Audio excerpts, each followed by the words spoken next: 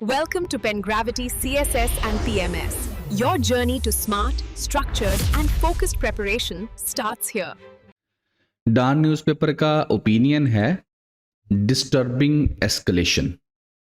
इसके अंदर basically writer जो करंट सिचुएशन है पाकिस्तान और इंडिया के जो रिलेशंस हैं, मेन टॉपिक आपका पाकिस्तान इंडिया रिलेशंस रहेगा।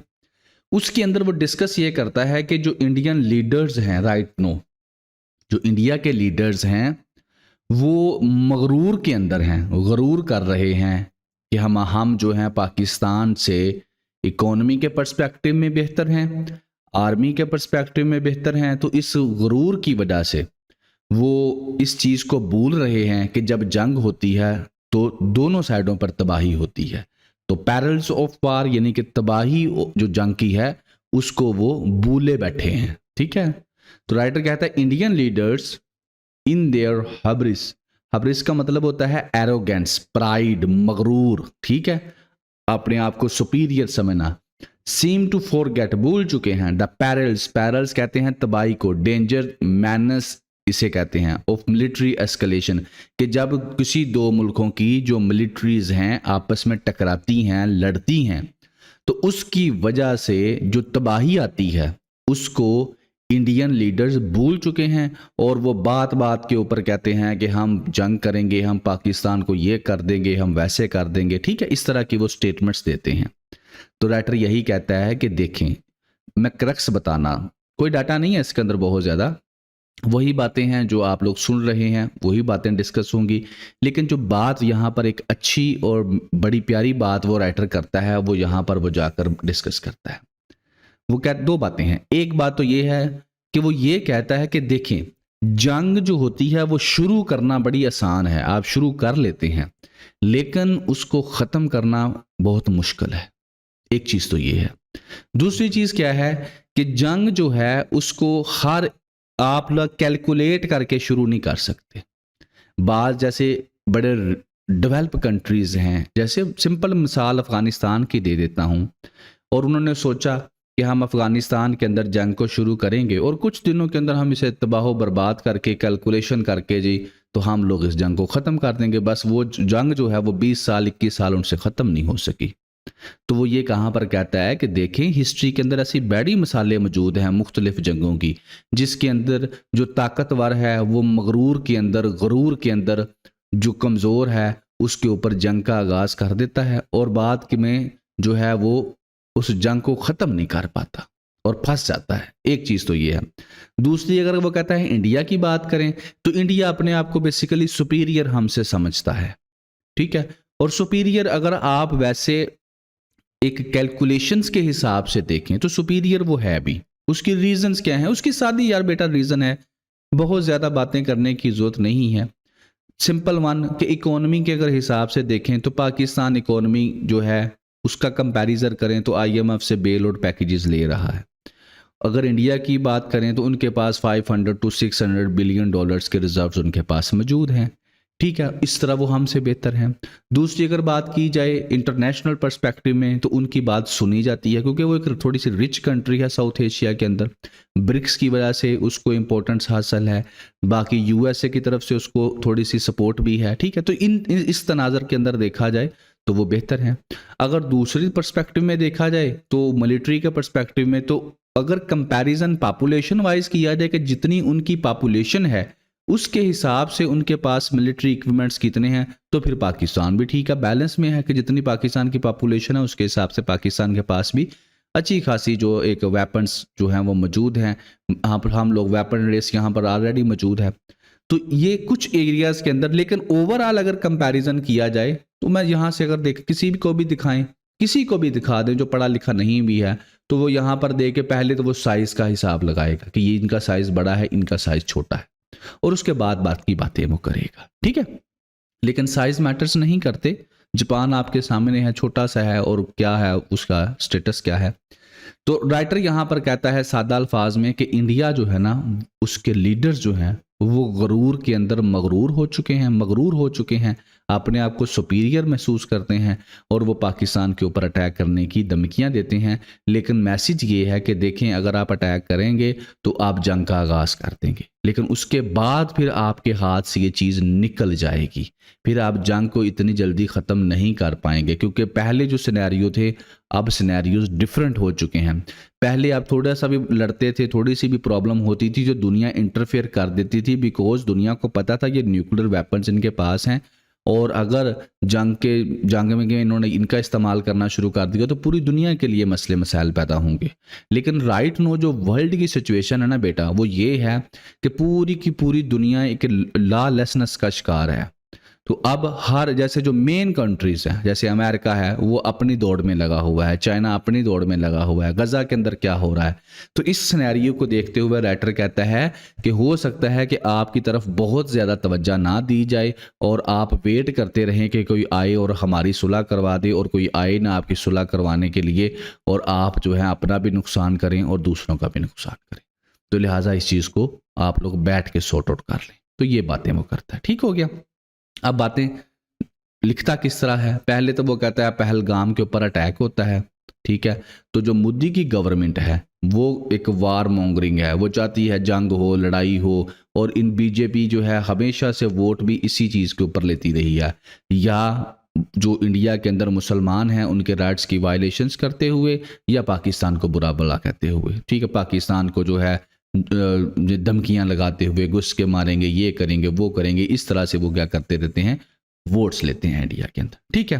तो राइटर कहता है वो हमेशा से यही है, और इसका रिजल्ट अभी जब ये पहलगामा के अंदर क्या क्या होता है हल्का सा बता देता हूँ। पहलगामा जो है इंडिया पाकिस्तान जो इंडिया वालों के पास कश्मीर है, इलीगल ऑक्युपाइड कश्मीर, वहाँ पर क्या होता है कि वहाँ पर एक टेररिस्ट अटैक होता है और वो पाकिस्तान के ऊपर इसका इल्ज़ाम लगा देते हैं और कहते हैं हमने पाकिस्तान से बदला लेना है, दैट्स इट, ठीक है। बाकी ये पाकिस्तान का मैप है, यहाँ पर ये वाला जो कश्मीर उनके पास है, ठीक है। अगर इसकी मैं बात करूं तो यहाँ पर क्या है, ये अटैक होता है और उस अटैक के अंदर क्या होता है, तकरीबन काफ़ी टूरिस्ट जो हैं उनकी डेथ हो जाती है, 26-27 के करीब वो टूरिस्ट थे।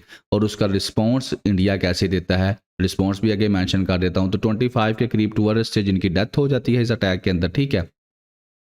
और यहाँ पर जो रेजिस्टेंट फ्रंट है उसके बारे में कहा जाता है वो जिम्मेदारी ले लेता है, ठीक है।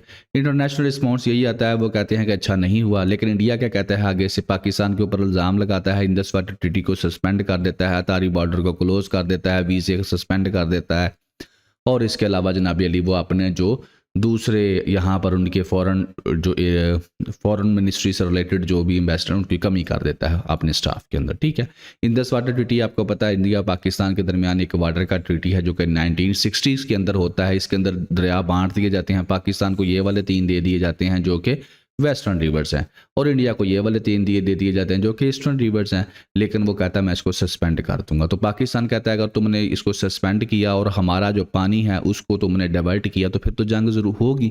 उसकी रीज़न ये है कि फिर अगर जंग नहीं होती और पाकिस्तान खामोश रहता तो पाकिस्तान फिर भी मर ही जाएगा, क्योंकि जब उन लोगों ने पानी ही पाकिस्तान का ख़त्म कर देना है। तो पाकिस्तान एक एग्रीकल्चर स्टेट है, यहाँ पर जो है पानी के बगैर कोई फसल नहीं होगी, जब फसल नहीं होगी फूड सिक्योरिटी होगी, जब फूड सिक्योरिटी होगी तो फिर भी कहत से भी हम लोग मरेंगे, तो फिर बेहतर है लड़के मार जाए, ठीक है। तो फिर ये तुम अगर एक्टिविटी करोगे तो फिर जंग ज़रूर होगी। बहरहाल उसके बाद क्या होता है, अब करंट सिचुएशन में यही है कि लाइन ऑफ कंट्रोल के ऊपर एक दूसरे के ऊपर बमबारी शुरू है, एक्टिविटी शुरू हो चुकी हैं।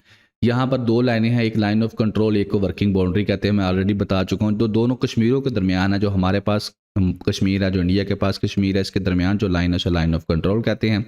लेकिन वो वाली बाउंड्री जिसके एक तरफ इंडियन कश्मीर है दूसरी तरफ पाकिस्तानी एरिया है, इसके दरमियान जो बाउंड्री है इसे वर्किंग बाउंड्री कहते हैं। That is the difference between working boundary and line of control, ठीक है। तो राइटर पहले तो ये बताता है, ठीक है, कि ये काम हुआ है कि जनाबी अली जो आपका अटैक हुआ उसमें और लाइन ऑफ कंट्रोल के ऊपर ये एक्टिविटी जो है वो शुरू हो चुकी है। उसके बाद वो आगे चलता है और फिर वो एग्जांपल देता है, आपको बताता है कि अभी जो सिचुएशन है या राइट नो कि अभी जो ये अटैक हुआ है कश्मीर के अंदर, बेसिकली ये एक ना वो वाली यानी कि एक नैरेटिव। अब यहाँ पर ना एक दूसरी बात है, अब आपने गौर से सुननी है।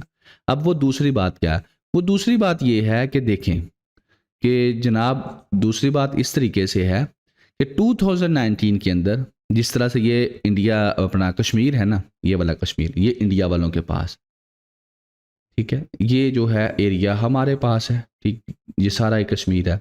अब बाय कॉन्स्टिट्यूशन ये पाकिस्तान का हिस्सा हमने इसको नहीं बनाया, इंडिया ने भी नहीं बनाया। इंडिया का जो कॉन्स्टिट्यूशन था उसका आर्टिकल 370 भी यही कहता था कि ये एक डिस्प्यूटेड रीजन है और इसका फैसला भी होना है। भारतीय जनता पार्टी ने 2019 के अंदर आर्टिकल 370 को ख़त्म कर दिया और इसको अपना कॉन्स्टिट्यूशन के तहत हिस्सा बना लिया और कहा जी मसला कश्मीर हल हो चुका है।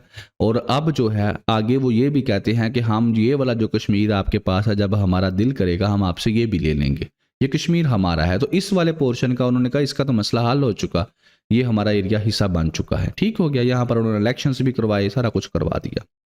तो इसके अंदर काफ़ी ये आर्टिकल 370 के बाद जो है ना ये तब्दीलियाँ होती हैं। पहले ये काम होते थे और अब ये काम होते हैं। इन कामों में सबसे जो मेन काम है वो ये हुआ है कि जिस तरीके से आप लोग जो सिंध में रहता है, पंजाब में रहता है, कोई भी पाकिस्तानी है वो जाकर कश्मीर के एरिया के अंदर गिलगित बल्तिस्तान के अंदर वो कुछ लैंड वगैरह ख़रीद नहीं सकता, ठीक है। In the same fashion India में भी ऐसे ही था।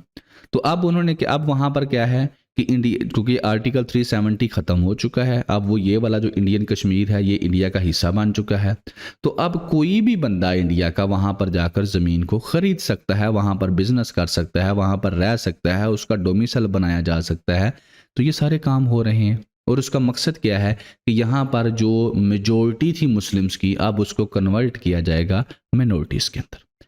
अब जब ये काम होता है तो ज़ाहिर है कश्मीरी जो हैं इसके ऊपर जो है प्रोटेस्ट करते हैं, लेकिन उनकी सुनता कौन है। अब यहाँ पर जो इस चीज़ को कनेक्ट किया गया है, जो करंट सिचुएशन है, जो अटैक हुआ है, और राइटर यहाँ पर कहता है कि तुम ये कहते थे कि सब ओके है, लेकिन इस अटैक के बाद ये पता चला है कि हर चीज़ ओके नहीं है। तुमने वो जो आर्टिकल ख़त्म किया था ये उसका रिस्पॉन्स है। कश्मीरियों ने अभी भी जो मोदी गवर्नमेंट की ये वाली चीज़ थी इसको एक्सेप्ट नहीं किया, लेकिन मोदी गवर्नमेंट अपना इंटेलिजेंस फेलियर जो है उसको एक्सेप्ट नहीं कर रहा, बल्कि पाकिस्तान के ऊपर जो है इल्ज़ाम लगाई जा रहा है। ये नहीं कह रहा कि ये जो मैंने हरकतें की थी उसका रिजल्ट मेरे सामने आया। लेकिन मुख्तलिफ किस्म की जो इन्वेस्टिगेशंस हैं वो ये कह रही हैं कि जिस एरिया के अंदर ये अटैक हुआ वो बड़ा ही एक सिक्योर एरिया था। तो बगैर वहाँ पर जो लोग लोकल हैं, लोकल लोग जो वहाँ पर कश्मीर के अंदर रहते हैं, उनकी मदद के बगैर ये अटैक हो ही नहीं सकता, ठीक है ना। तो इसका मतलब क्या हुआ कि 2019 के अंदर और उसके बाद से जो मोदी गवर्नमेंट ने लोगों के ऊपर जुल्म सितम किए हैं उसका ये रिजल्ट निकला है, ठीक है। तो यहाँ पर जो कश्मीरियों का राइट ऑफ सेल्फ डिटर्मिनेशन है वो अभी भी कंटिन्यू है। यहाँ पर न्यूयॉर्क टाइम्स की जो रिपोर्ट आती है वो ये कहती है कि अभी तक इंडिया ने किसी ग्रुप को आइडेंटिफाई नहीं किया जिसने ये काम किया हो, जिसने ये अटैक किया हो, और इसके साथ साथ कोई भी ऐसा एविडेंस अभी तक पेश नहीं किया जिससे ये साबित होता हो कि इस अटैक के अंदर पाकिस्तान की इन्वॉल्वमेंट है, ठीक है। यानी कि मोदी गवर्नमेंट जो है बस पाकिस्तान के ऊपर इल्ज़ाम लगा रही है, अभी इसको साबित नहीं कर सकी। बहरहाल रेटर कहता है ठीक है, मोदी गवर्नमेंट जो पाकिस्तान के खिलाफ जंग करने की जो है वो बातें कर रहा है, ठीक है ना, और ये सिर्फ इसलिए कर रहा है ताकि वो दुनिया की जो अटेंशन है उसको डाइवर्ट कर सके कि कश्मीर के अंदर जो कुछ वो कर रहा है उसकी तरफ कोई बात ना कर सके, ठीक है ना। और यहाँ पर लग रहा है कि इंडिया जो है कोई ना कोई एक्टिविटी करेगा, ठीक है ना, हालांकि उसके पास कोई किसी किस्म का कोई एविडेंस नहीं है कि पाकिस्तान इसके अंदर इन्वॉल्व है, लेकिन इसके बावजूद वो कोई ना कोई ऐसी हरकत करेगा ताकि दुनिया की जो अटेंशन है वो डाइवर्ट हो सके। तो लिमिटेड मिलिट्री स्ट्राइक्स जो हैं, कहता है अगर इंडिया करता है किसी किस्म की भी तो फिर उससे ज़ाहिर है क्या होता है, उससे जंग जो है बढ़ सकती है। छोटी छोटी लड़ाइयों से लड़ाइयाँ बड़ी हो जाती हैं। तो अगर ये कोई ऐसी एक्टिविटी करता है तो फिर जंग जो है वो बड़े पैमाने पर हो सकती है। अब याटर यहाँ पर कहता है कि the belief that war can produce quick result, ये बिल्कुल गलत बिलीफ है कि यहाँ से हम जंग करें और यहाँ से अपनी मर्जी के रिजल्ट्स लेकर आ जाएं, ऐसा नहीं होता। जंग को शुरू करना आसान है लेकिन उसको ख़त्म करना आसान नहीं है। कई पावरफुल कंट्रीज जो हैं वो ये काम करके देख चुकी हैं और इसकी एग्जांपल मैंने आपको अफगानिस्तान में दे चुका हूँ। इंडिया जो है वो इस वक्त इस अलूजन का शिकार है कि वो मिलिट्री उसकी सुपीरियर है पाकिस्तान से और वो पाकिस्तान को नुकसान पहुंचा सकता है, ठीक है ना। और इसमें यहाँ पर एक और भी चीज़ है कि राइट नो वो कहता है कि पूरी दुनिया के अंदर एक लॉलेसनेस की ऑर्डर है, सिचुएशन है। गज़ा को लेकर, इसराइल की एक्टिविटीज़ को लेकर, मिडल ईस्ट के अंदर जो हो रहा है, ईरान, यूएसए, चाइना वार, ये वो सब, तो बड़ी ना एक इंटरनेशनल सिनेरियो के ऊपर भागदड़ बची हुई है, सुकून नहीं है। वो वाले अदारे जिन्होंने इंटरनेशनल लॉ बनाए थे और जिन्होंने इम्प्लीमेंट करवाना था, वो खुद ही इस वक्त जो है डिस्टर्ब हुए पड़े हैं, ठीक है ना। तो अगर इस सूरत हाल के अंदर इंडिया कोई भी ऐसी एक्टिविटी करता है तो फिर नुकसानात के चांसेस ज़्यादा हैं। उसकी रीज़न ये है कि पहले अगर इंडिया कोई ऐसी एक्टिविटी करता था और पाकिस्तान आगे से रिटेलिएट करता था, तो इससे पहले कि जंग बड़े पैमाने पर होती, कोई ना कोई बीच में इंटरफेरेंस आ जाती थी वेस्टर्न कंट्रीज़ की तरफ से, किसी ऑर्गेनाइजेशन की तरफ से, तो वो इनकी आपस में सुलह करवा देते थे और जंग नहीं होती थी। लेकिन क्योंकि अब वो सारे के सारे खुद मसरूफ़ हैं, तो फिर अगर इस सिनेरियो के अंदर कोई ऐसी एक्टिविटी होगी तो पाकिस्तान के लिए और इंडिया के लिए, दोनों के लिए तबाही का बहस बनेगी। तो ये चीज़ें राइटर कहता है, बताता है। अब यहाँ पर यही है कि जंग ना हो, डैट्स ये बेहतर है। लेकिन जो सिचुएशन नज़र आ रही है, जो करंट सूरत हाल नज़र आ रही है, उसमें कुछ ना कुछ तो होगा, हल्की फुल्की एक्टिविटी जो है वो ये करेंगे, इन्होंने करनी तो है, क्योंकि जब भी इन्होंने ऐसा किया है ये करते तो हैं। बहरहाल वो टाइम के साथ साथ हमारे सामने चीज़ें आती जाएंगी, लेकिन करंट जो राइटर ने लिखा उसका मेन फोकस यही था कि जंग को शुरू करना आसान है लेकिन उसको ख़त्म करना आसान नहीं होता। ठीक हो गया जी, होप आपको इसकी क्लैरिटी हो चुकी होगी। Subscribe to the Penn Gravity CSS and PMS channel and hit the bell icon so you never miss new updates, tips, and exam-focused content.